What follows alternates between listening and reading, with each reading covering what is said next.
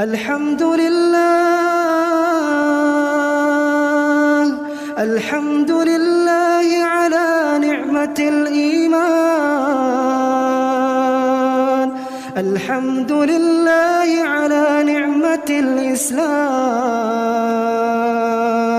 الحمد لله على نعمة الهداية، الحمد لله على نعمة الهجرة، الحمد لله